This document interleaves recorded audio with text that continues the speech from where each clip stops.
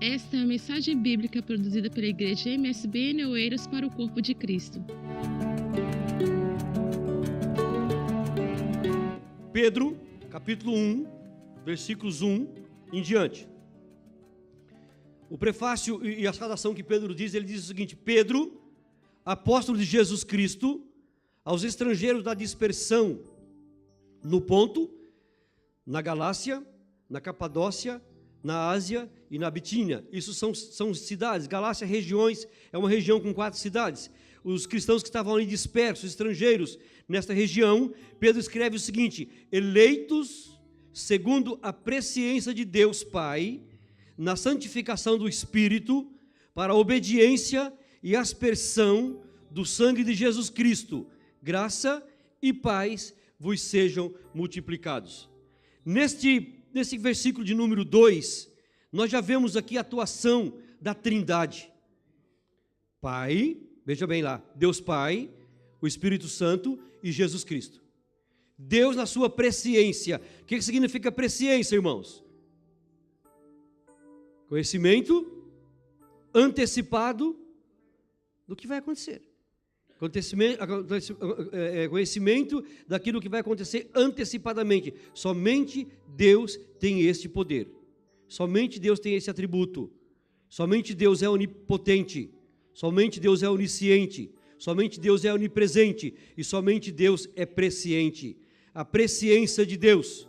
Quando alguém chegar em você e disser a tua vida, toda a tua vida que aconteceu até há pouco, até agora há pouco, alguém disser a tua vida toda, você já não vá já acreditando isso a Deus. Deus falou a minha vida toda. Ele fala, claro que Ele fala. Ele faz nos lembrar fatos que, não é, Maria José, que nós estamos totalmente esquecidos. Mas nós temos que ter em mente, irmãos, o que aconteceu comigo, consigo, até agora. Eu sei, Deus sabe e o diabo também sabe. Então, por isso que a Bíblia fala assim, olha, examinai, se provai se os espíritos vêm de Deus. Provai se o espírito vem de Deus. Então, às vezes nós saímos, Deus falou comigo toda a minha vida. Ok, agora, nós temos a certeza que Deus falou conosco quando nós sentimos paz no nosso coração. Quando Deus nos aponta alguma coisa que nós fizemos. Vejam bem isso, meus irmãos. Alguma coisa que nós fizemos, que está no nosso subconsciente, Ele nos lembra disso para que nós nos consertemos e deixemos de fazer. Deus aponta o erro, mas aponta a solução. E a presciência, sim, quando Deus disser, olha, vai acontecer assim, assim, assim com vocês. Nós podemos ter a certeza que Deus está falando conosco, porque o amanhã somente Deus conhece. E quando é Deus que fala conosco, irmãos, se cumpre de forma literal. Não falha nenhuma. Cumpre tudo que Deus disser conosco. Jesus Cristo disse assim, olha, passarão os céus e a terra, mas as minhas palavras não hão de passar. Então nós vemos aqui Deus na sua presciência, elegendo um povo para si. Em Deus, irmão Helder, em Cristo Jesus, já não existe mais judeu, nem gentil. Tanto judeus como gentis são igreja. Todos os judeus que creem em Jesus Cristo como Salvador passam a ser igreja. Então nós também somos eleitos, não são somente os judeus. Os judeus foram eleitos, sim, como povo separado de Deus. Deus levantou um homem chamado Abrão. De Abrão, Deus transformou ele em Abraão, para dele fazer uma descendência pura, para que a nação de Israel, para fazer uma nação, que da nação de Israel fosse abençoado todo mundo. E nós vemos isso se cumprir até hoje. Ok? Há crentes aí a criticar, por falar disso, irmãos, amanhã faz 70 anos que Israel voltou a ser um Estado. Tem crentes aí postando que Jesus vai voltar amanhã. Irmãos, por favor, tenha cuidado com isso. Em Atos dos Apóstolos, capítulo 1, Jesus Cristo falou assim, olha, os discípulos perguntam para Jesus Cristo, no Atos dos Apóstolos, capítulo 1, no primeiro versículo, Pai, quando que restaurarás a Israel e tal e tal? Ele fala assim, olha, não vos compete saber tempos e estações que o Pai estabeleceu pelo seu próprio poder, mas permanecei em Jerusalém, ou seja, mas permaneceis firmes. Vocês não precisam saber de tempo. Irmãos, já foram marcadas datas e datas da volta de Jesus Cristo. Nada disso aconteceu. E eu tenho por mim, Paulo, se Jesus marcar se tiver marcado para hoje a volta de Jesus Cristo e alguma pessoa acertar, ele fala assim, não, vamos mudar para amanhã, só porque essa pessoa está aí. Não tem que prever nada disso. A nossa função como cristãos, irmãos, é estarmos preparados para a volta de Jesus. E ele fala assim, olha, mas permaneceis em Jerusalém, até que do alto Sejais revestidos de poder. Para quê? Para que vocês sejam minhas testemunhas, tanto em Jerusalém, como em Judeia, como em Samaria e até os confins do mundo. É para isso que a igreja recebeu o poder, meus queridos. Para sermos testemunha do Senhor. Voltando ao versículo, Deus na sua presciência nos elegeu. Jesus Cristo cumpriu a obra da salvação. E o Espírito Santo é que nos santifica, nos ajuda a mantermos-nos fiéis nessa obra da salvação. Versículo 3, meus queridos. Pedro, ele começa bem dizendo o nome do Senhor. Bendito seja o Deus e Pai de nosso Senhor Jesus Cristo, que segundo a sua grande misericórdia, diga comigo, misericórdia, nos gerou de novo para uma viva esperança. Diga comigo, viva esperança. Viva esperança. Glórias ao Senhor. Pela ressurreição de Jesus Cristo dentre os mortos, continuando, para que esta esperança?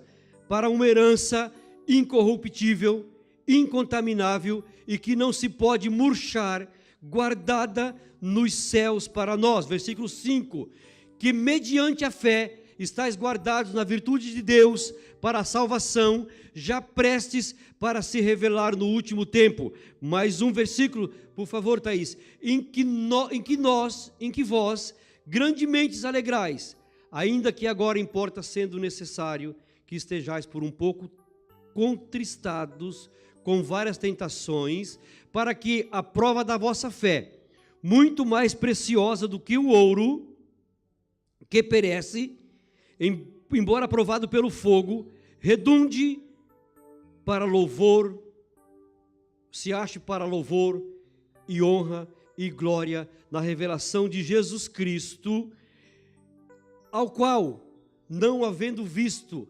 amais, no qual, não o vendo agora, mas crendo, vos alegrais com gozo inefável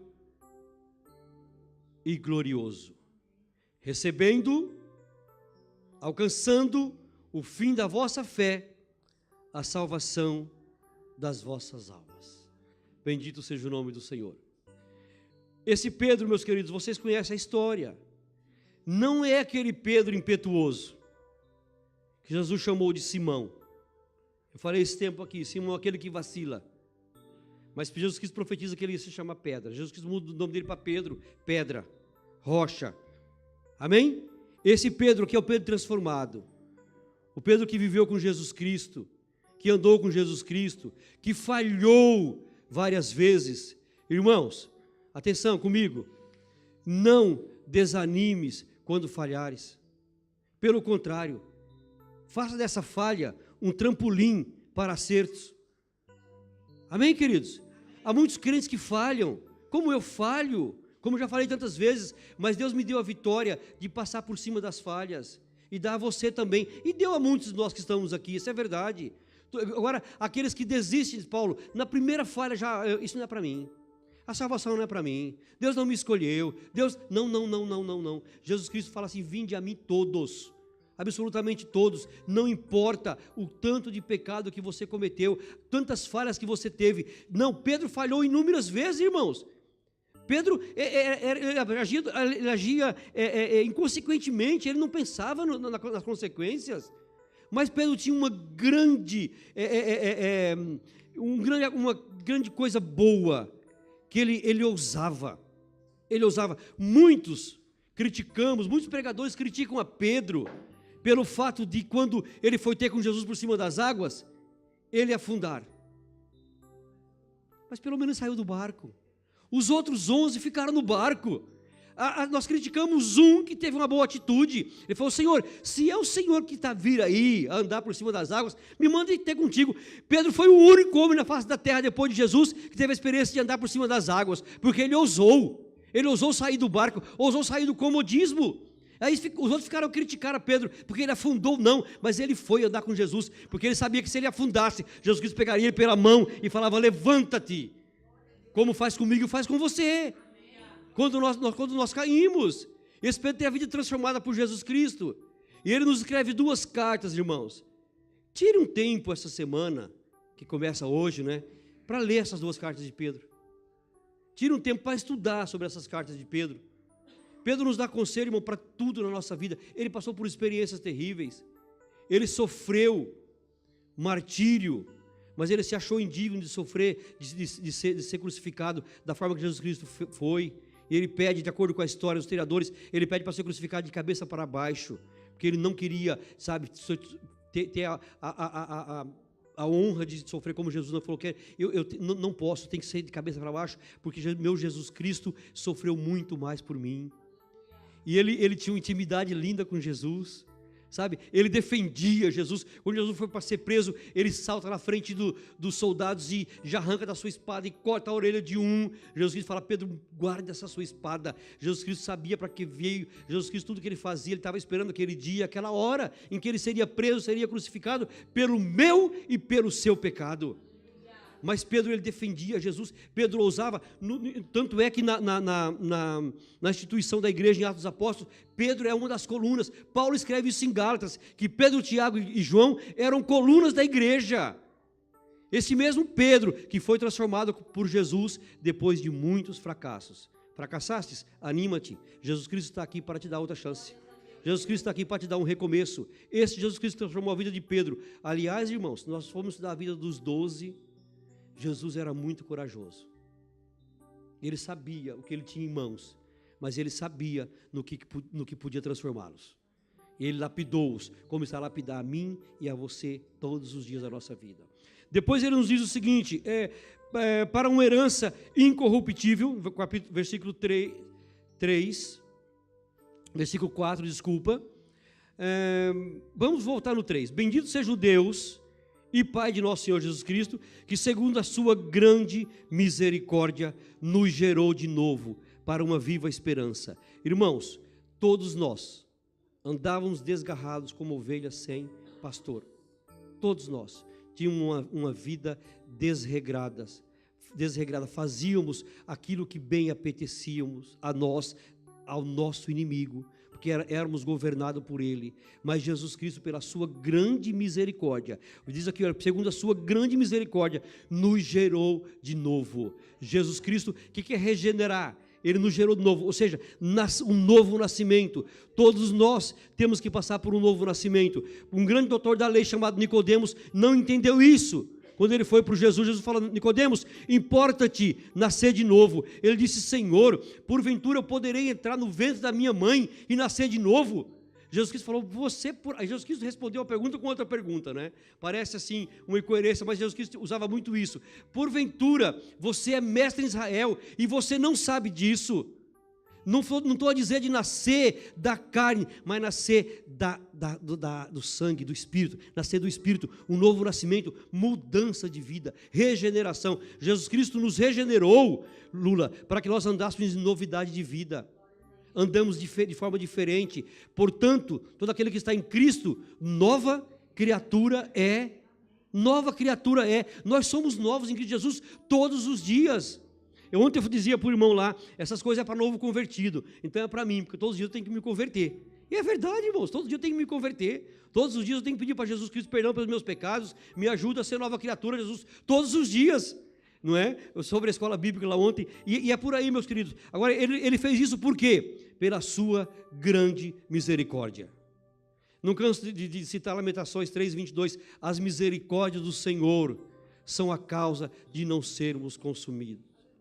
Eu merecia ser consumido todos os dias, você merecia ser consumido todos os dias, mas a misericórdia de Deus nos alcançou, nos fez nova criatura, nos regenerou, nos fez nascer de novo em Cristo Jesus. Vivamos, pois, em novidade de vida. A vida para o cristão, Maiara, ela não é monótona não, porque todos os dias nós temos uma nova força em Jesus, nós temos um novo motivo para viver, todos os dias da nossa vida, porque nós vivemos em novidade de vida. E essa esperança, esta viva esperança, só nos foi dada pela ressurreição de Jesus Cristo dentre os mortos.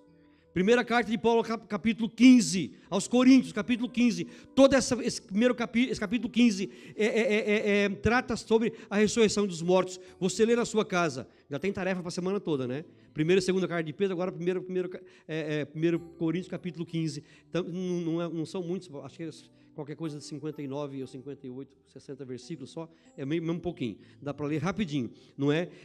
Ele nos deu essa esperança, irmãos, para que tenhamos, no versículo 4, uma herança incorruptível, uma herança incontaminável, uma herança imarcessível, guardada nos céus para vós. Aliás, no mesmo capítulo 1 e versículo 18, Pedro diz assim, olha, sabendo que não foi com coisas corruptíveis, como prata ou ouro, que fostes comprados, resgatados da vossa vã maneira de viver, que por tradição recebeste dos vossos pais, mas com o precioso sangue de Cristo, como de um cordeiro imaculado e incontaminado.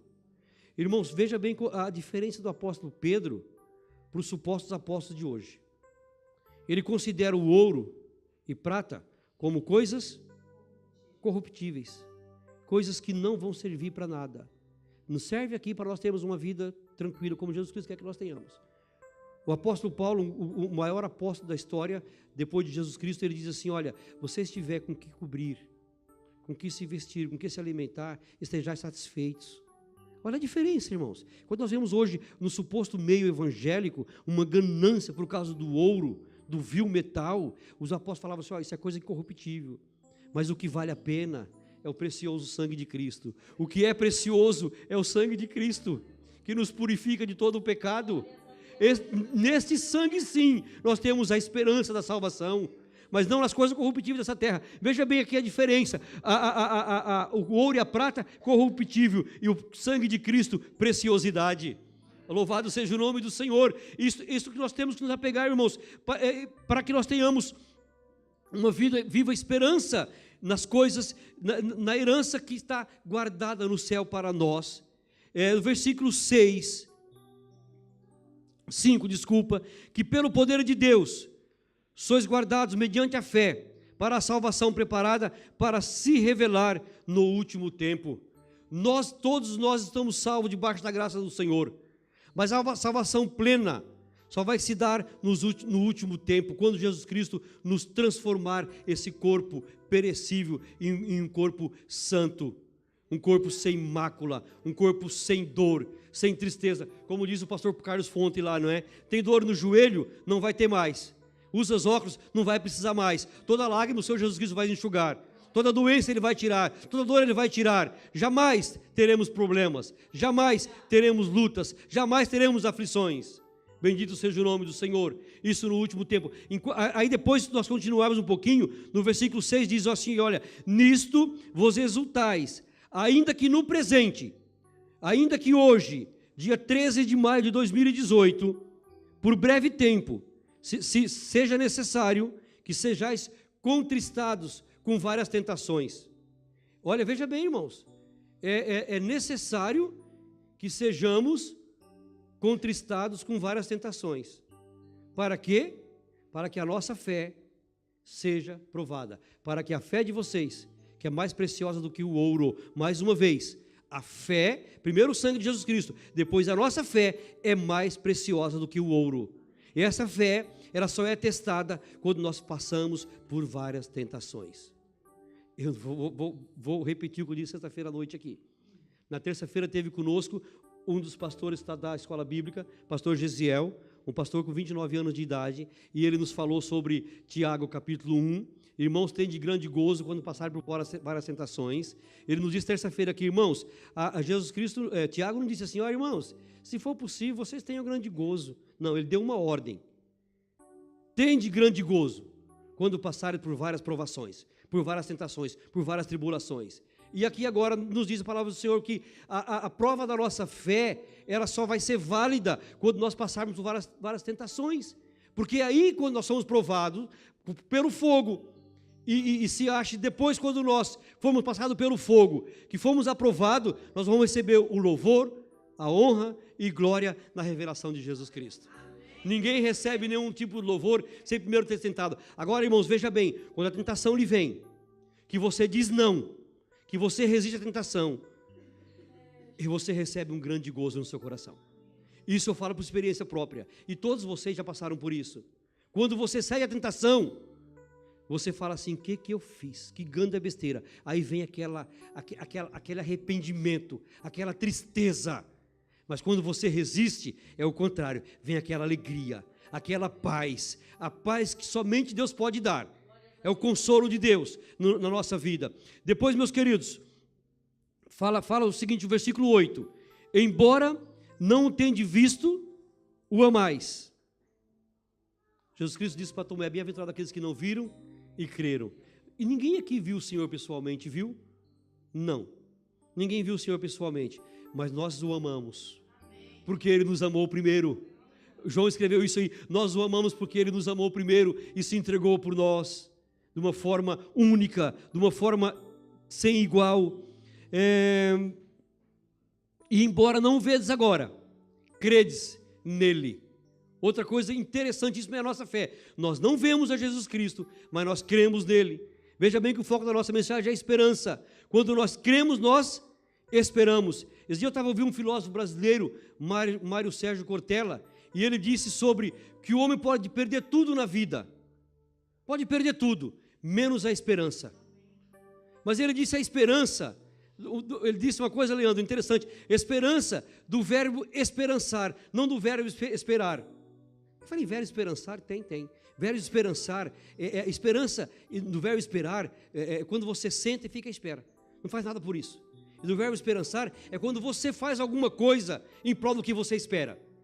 Não é? A Ana Paula está à espera da cura do André, como nós estamos a orar por isso, mas ela corre atrás dos médicos. Ela está à espera da cura, mas ela corre atrás dos recursos. Surgiu uma coisa nova, ela vai atrás. Uma matéria nova, ela vai atrás. Não é assim que faz, Ana Paula. É a esperança do verbo esperançar. Fazer alguma coisa por isso. Não nos acomodarmos nisso. O Senhor prometeu, eu vou ficar aqui tranquilo esperando. Não.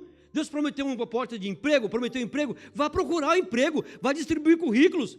Deus prometeu para você uma esposa, vai conversar com as irmãzinhas da igreja, ou com os irmãozinhos da igreja, vice-versa. Vá para a escola bíblica, lá tem uma fonte de homens e mulheres solteiros à procura de casamento. Faça alguma coisa, não fique em casa. Está esperando no Senhor? Esperei com paciência no Senhor. Mas espera aí, mas o salmista fazia alguma coisa por isso. Faça alguma coisa, mexam-se, meus queridos. Esperar no Senhor não é ficar numa rede à espera que Deus não faça a nossa parte sempre. Eu sempre costumo dizer que Deus move céus e terra para fazer aquilo que nós não podemos fazer, mas Ele não move uma pena para fazer aquilo que nós podemos fazer e não queremos fazer. A nossa atitude nós temos que ter em mente disso, queridos. Deus está aí para nos ajudar a fazer. Inteligência Ele nos deu, capacidade Ele nos deu. Temos o Espírito Santo dentro de nós que nos orienta como fazê-lo. Eu queria casar com Débora, ela tinha 8 anos, eu olhei para ela assim, toda loirinha, cabelinho encaracoladinho, falei, vai ser essa aí. Já se vão quase 38 anos, graças a Deus. Mas faz alguma coisa, por favor, gente. Esperar no Senhor. Voltando no versículo 3, Ele nos gerou de novo para uma viva esperança. Irmãos, a palavra de Deus é muito séria. A palavra de Deus nos orienta a termos esperança em Deus, enquanto nós podemos ter esperança. Jamais perder a esperança no Senhor.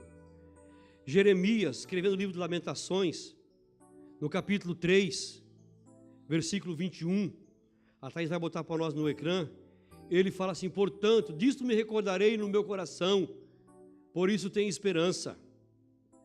Jeremias, o apóstolo das lágrimas, o profeta, chorão, ele escreveu Lamentações, são apenas 5 capítulos, mas antes ele escreveu um livro de Jeremias, ele no capítulo 25 ele escreve durante 23 anos, veja bem meus irmãos, durante 23 anos, ele fala para a nação de Israel, arrepende-se, volte-se para o Senhor, abandone os ídolos, porque senão Nabucodonosor virá com um grande exército e vai vos levar cativo para a Babilônia, e vocês vão ser escravos durante 70 anos, e o povo continuou na rebeldia, adorando outros ídolos. Aliás, foi tratado sobre isso, que tipo de ídolo nós vamos a fazer para nós, foi tratado na escola bíblica também, ídolos nós somente quando nós erguemos alguma coisa, um altarzinho e nos prostramos lá em frente de um, não é só isso não, ídolos no coração, ídolo é tudo aquilo que toma o lugar de Deus na nossa vida, e o povo não obedeceu a Jeremias, não ouviu ao Senhor através de Jeremias, não obedeceu ao Senhor. E Jeremias, durante 23 anos, ele falava com o povo, instruiu o povo: Babilônia, o rei da Babilônia vai vir aí, Nabucodonosor vai tomar vocês. E o povo não deu ouvido. Entretanto, irmãos, as palavras do Senhor, elas se cumprem, tanto para bem como para o mal, mas o mal é sempre para a nossa correção. Quando Deus permite o mal na nossa vida, é para que nós nos corrijamos, é para nos corrigir. Hebreus escreve assim: olha, se você está sem correção, é porque você não é filho, porque Deus castiga e açoita todo aquele que Ele toma por filho. Aceite, pois, a correção do Senhor, diz o provérbio. E Jeremias, aconteceu isso no ano de 586 antes de Cristo, depois de algumas invasões, quando o rei fez antes 2 invasões e levou consigo os nobres, os inteligentes, os grandes artesãos, levou para Babilônia. Aí ele vem, porém, nesse ano 586 antes de Cristo, ele vem para destruir Jerusalém totalmente. Capítulo 25 do segundo livro dos reis, mais uma matéria para a semana para você estudar sobre isso. O rei Zedequias está no seu trono em Judá. Jerusalém é invadida, o rei Zedequias é preso, o rei Nabucodonosor mata os filhos de Zedequias na sua presença, ele contempla todos os seus filhos serem mortos. O rei Nabucodonosor arranca os olhos do rei Zedequias, amarra ele com corrente nos pés e nas mãos e faz o caminhar de Jerusalém até a Babilônia, de Israel hoje até o Iraque de hoje, até Bagdá de hoje, para vocês terem uma ideia. Vai lá estudar os seus 500 e tal quilômetros que tem de distância, faz caminhar para depois ser morto. E não somente isso, todo o exército invade Jerusalém, ateia fogo em Jerusalém, corre a cidade a fogo, destrói o templo do Senhor, sem não antes ter tirado todos os utensílios de ouro e prata da casa do Senhor e levado para a Babilônia. Por quê? Por desobediência. Aí Jeremias não foi levado cativo, e aí ele começa a andar no meio da cidade, no meio dos escombros, daquela destruição, e ele começa a chorar. A Bíblia fala que ele chora, ele mesmo escreve que ele chora, que os olhos dele se transformam em correntes de água, e como se fossem torneiras abertas, e ele chora e escreve o livro de Lamentações, e ele vê a cidade destruída, mas ele se apega numa coisa: Deus prometeu que depois de 70 anos, traria esse povo de volta. O cativeiro foi para tratar desse povo, o cativeiro foi para que esse povo se voltasse para Deus. Foi lá no cativeiro que o povo instituiu as sinagogas, que voltaram a adorar o Senhor, porque até então era em tendas. Lá o povo volta a oferecer sacrifícios a Deus, em terra estranha. O hino 137 da Harpa Cristã fala sobre isso, o Salmo 137 também fala sobre isso, que lá na Babilônia, os cativos viam as harpas dos judeus penduradas nos salgueiros e falavam assim: cante para nós uma das suas canções, cante-nos as canções dos seus deuses. Eles falavam assim: como nós vamos cantar canções para o nosso Deus em terra estranha? Cativo não tem condições de cantar. O crente, quando está preso pelo pecado, não tem vontade de cantar. E o louvor liberta, meus queridos. O louvor liberta. O meu irmão chegou em casa esse dia todo lá, todos os dias ele baixou muitas músicas do computador, música antiga, quando nós tocávamos na orquestra e tal, e falou: olha, Josias, a sua casa tem que ter hinos o dia todo.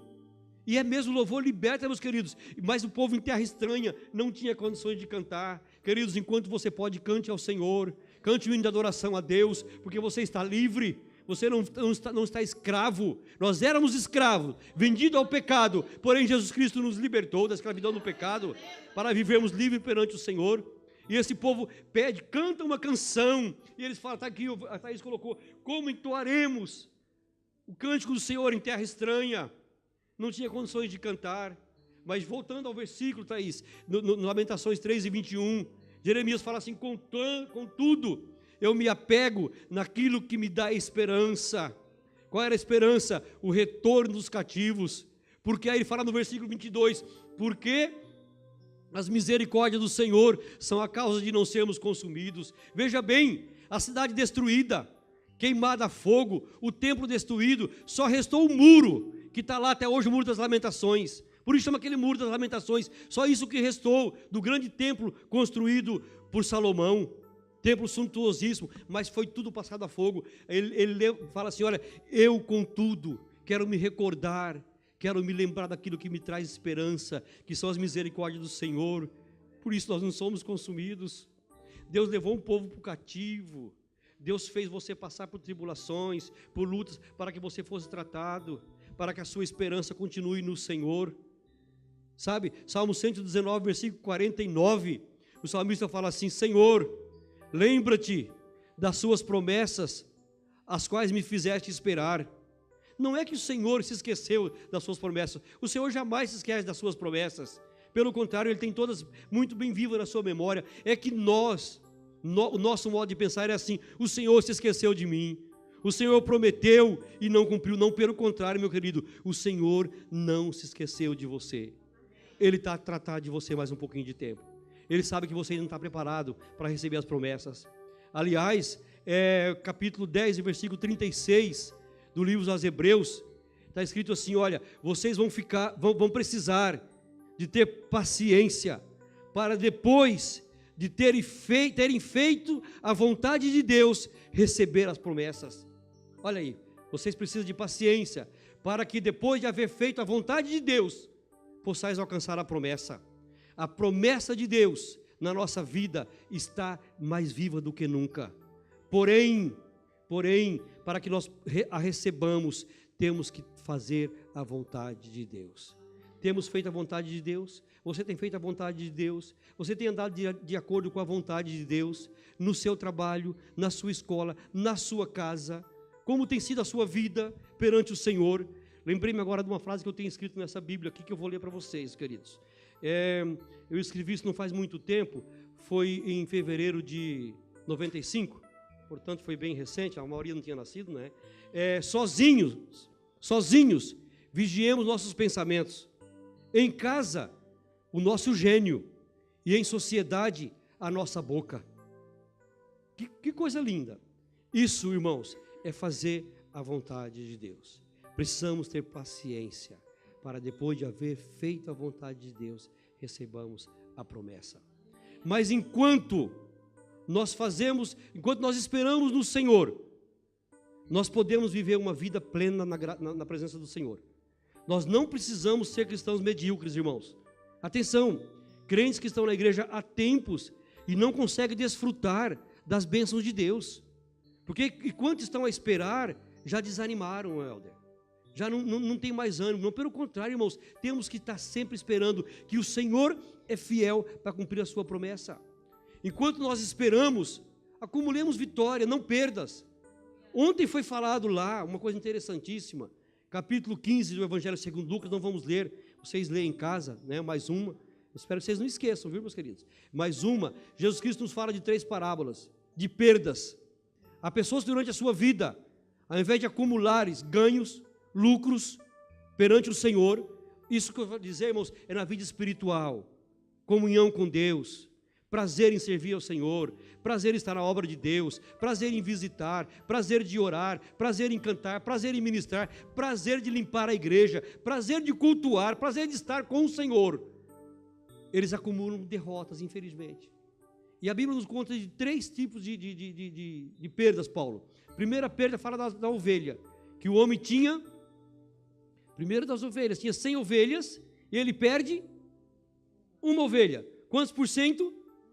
Estou a repetir o que foi falado lá ontem, meus queridos, 1%. Então ele perdeu apenas 1%. Parece que não é muito, né? 1%, ok? Depois ele logo em seguida fala da dracmas. A mulher tinha quantas dracmas?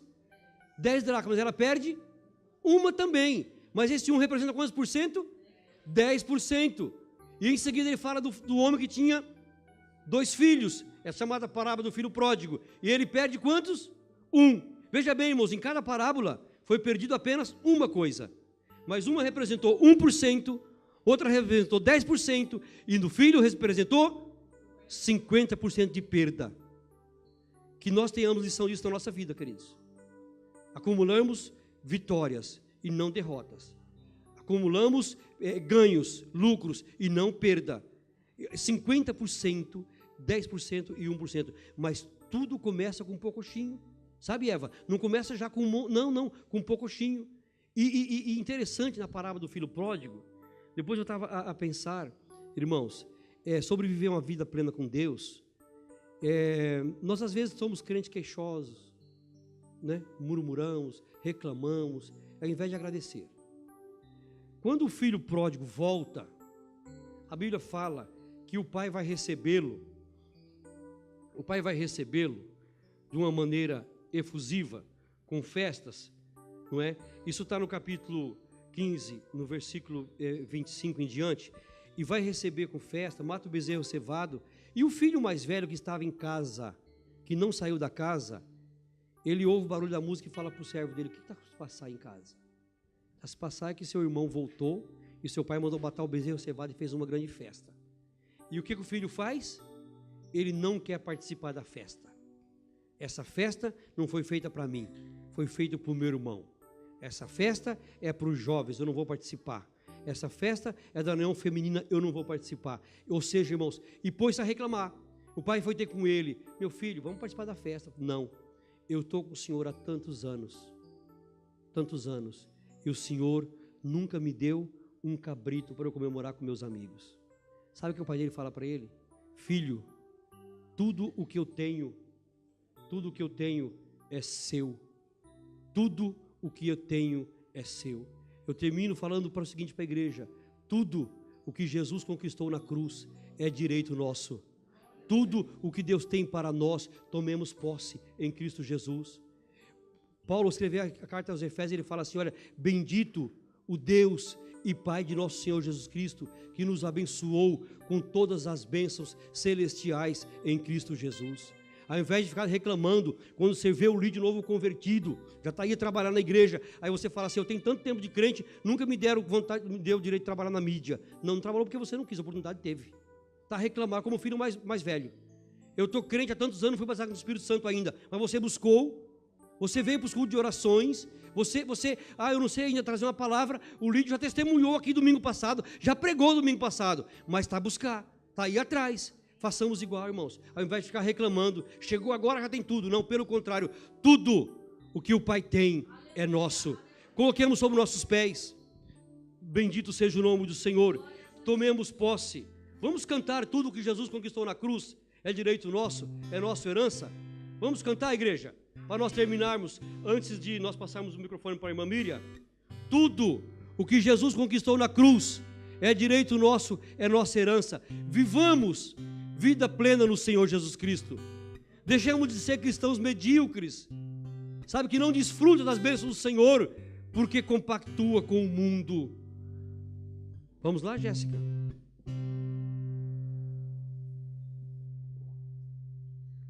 Tudo que Jesus conquistou na cruz é direito nosso, é nossa herança. Todas as bênçãos de Deus para nós, tomamos posse, é nossa herança. Toda a vida, todo o poder, tudo que Deus tem para dar, abrimos nossas vidas para receber, e nada mais nos resistirá. Por que, queridos? Maior é o que está. Declare isso na sua vida. Maior é o que está em nós do que o que está no mundo. Bem maior, muito maior. Aleluia. Bendito seja o nome do Senhor. Essa foi mais uma mensagem bíblica produzida pela Igreja MSBN Oeiras. Siga-nos nas nossas redes sociais, Facebook e Instagram.